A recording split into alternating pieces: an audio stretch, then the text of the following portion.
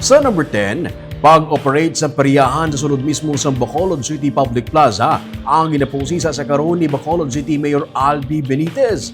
Ma-report si Nico Delfin.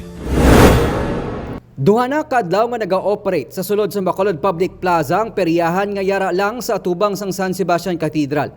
Magluwas sa masobra 5 ka mga lamesa. May gindugang pang kiosko ang operator nga muman ang nagadumala sang carnival sa likod sa Bacolod City Government Center. Gani ginpausisa na ni Mayor Albi Benitez kung may permit ang mga peryahan.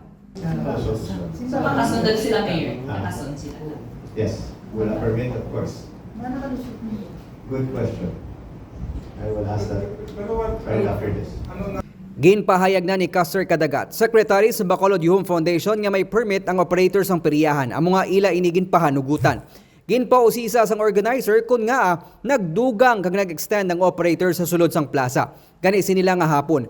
Nagdesisyon na kag nagpakigangot ang organizer sa City Legal Office Enforcement Team agud nga makakas ang mga peryahan sa plaza. Nico Delfin para sa DG Cast Negros.